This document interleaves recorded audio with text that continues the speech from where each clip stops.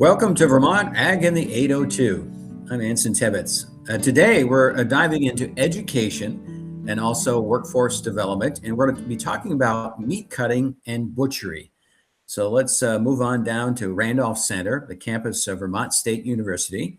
And we are joined by Dr. DeMetris Reed, who leads the 1780 Butchery. Dr. Reed, thanks for joining us. Thank you for inviting me.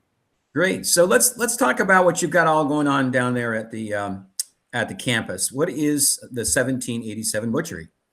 So the 1787 Butchery is a facility that's state of the art. We just completed construction on it in 2025, and we have been working in it to try out all the new equipment, as well as hosting our 2-day weekend short courses where we do beef cutting, pork, lamb, poultry, and just this past weekend we did our first sausage class inside the new facility. And so the butchery starts out as a facility for teaching college students, but also the community as a whole as a type of an extension, and allowing people to come in and learn how to butcher cuts of meat from whole carcass all the way down to retail cuts. And like I said, this past weekend, further processed meats like sausage and jerky.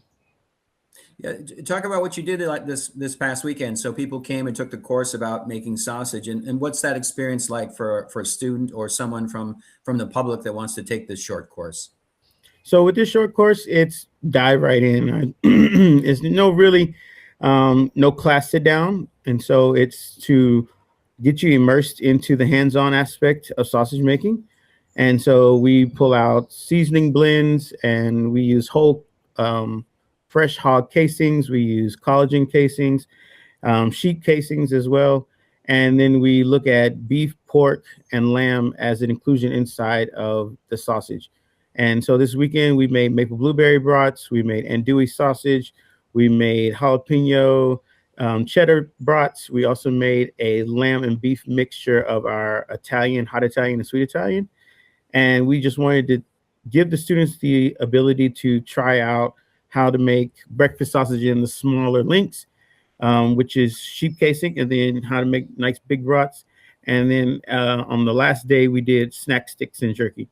And so they were able to actually make a shelf-stable product that can be put on the shelf without actually being refrigerated and can be eaten any time of the day they want to. Usually we push this towards hunting season, as your hunters really don't get a chance to just open up a fire inside their stands. So this gives them an opportunity to have a good protein source while they're hunting. So that was part of the whole idea of showing them how to make snack sticks and jerky. And you have a sparkling facility down there. So when people come to the facility in Randolph, what can they expect when they get to the classroom? Well, as soon as they walk in through the front door, you'll see that the floor is not like anything that you've seen. It has a slip grip grit to it. And then we have a walk-in cooler. And then we also have all the state-of-the-art. We have a bandsaw. We have a mixer grinder. We have a stuffer. We have a vacuum sealer. And then we have what we call like these poly tabletops that are able to be cut on top of. But then also on our curing smoke side, we have our stainless steel tables that you can use for creating our cured meats. And we have everything else that can be included with our smoker. It's a sawdust smoker, so it can smoke all the way through to a shower for hot dogs and snack sticks.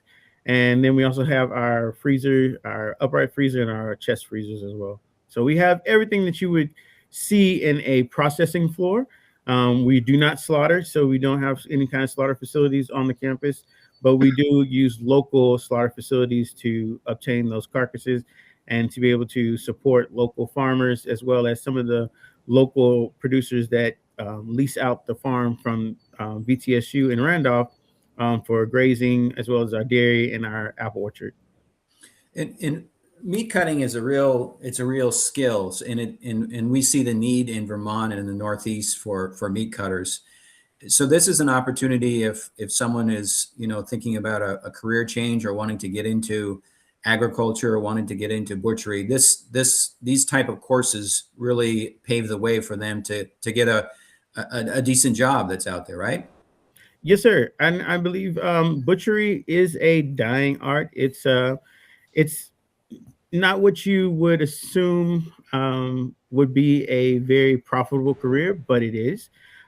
Getting into cutting meat is really showing your skills, being able to take something from the whole and then break it down into smaller pieces that are not only sellable, but also intriguing to your customers to want to eat and cook it.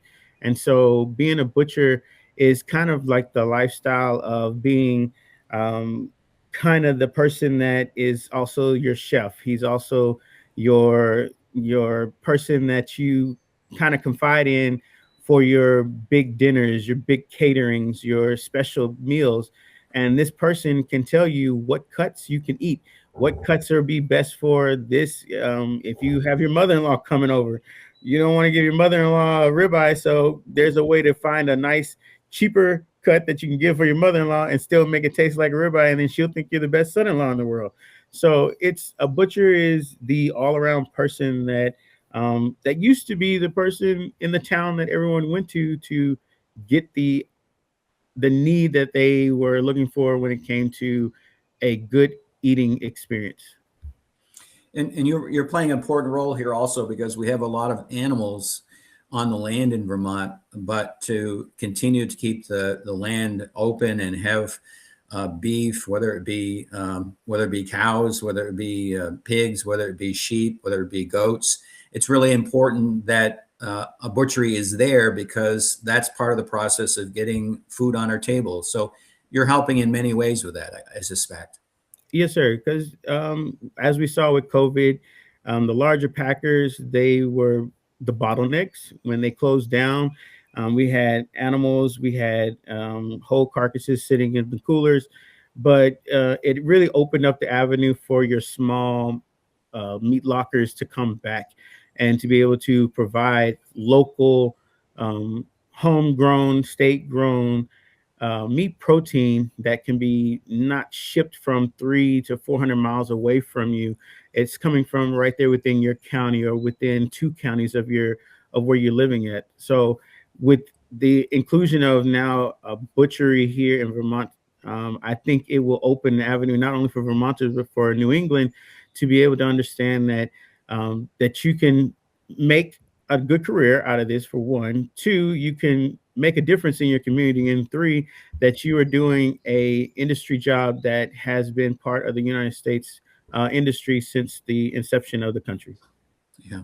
And this is not the first time you've done this. You've traveled the country and opened up various schools over time. Talk about your career a little bit. So I first started off at a HBCU in Texas called Prairie View A&M University, and the gentleman there that introduced me into meat science, his name was Mr. Larry Solomon, and then also Dr. Lindsay Witherspoon. And so he told me, if you want to be able to do something that you don't have to worry about, if it's raining, if it's too hot outside, then come and work in the meat lab. And so he got me into the interest of working in the meat industry.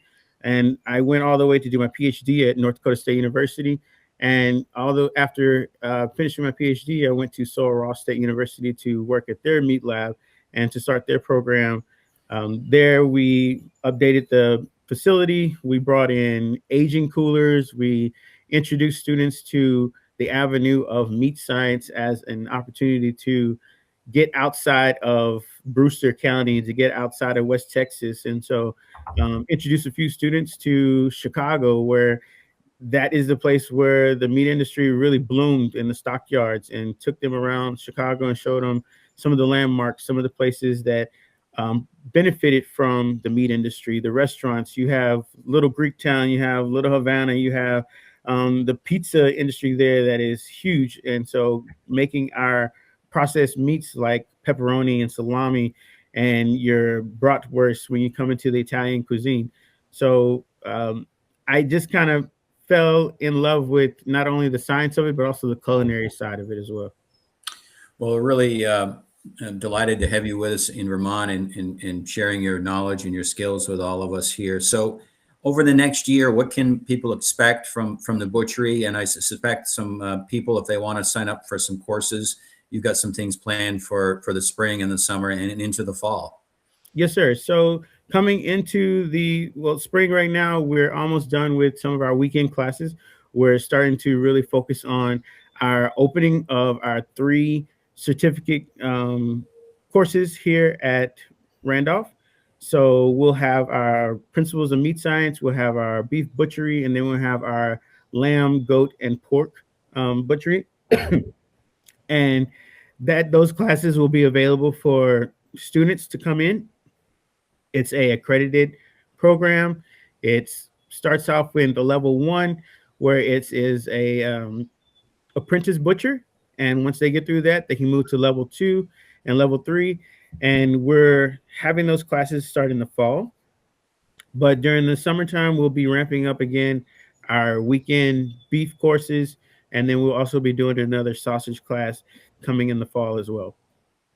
Well, fantastic. Well, it's been a pleasure to have you with us, and you can contact Dr. Reed at the Vermont State campus in Randolph Center. And we really appreciate you being with us today, and best of luck in the future. And we're going to hopefully fill up all those classes for you and get some wonderful meat on our tables over the next few years. Thank you so much, sir. Thank you. That'll do it for this edition of Vermont Ag in the 802. We'll be back next time with another edition. Until then, I'm Anson Tebbetts. Thanks for watching.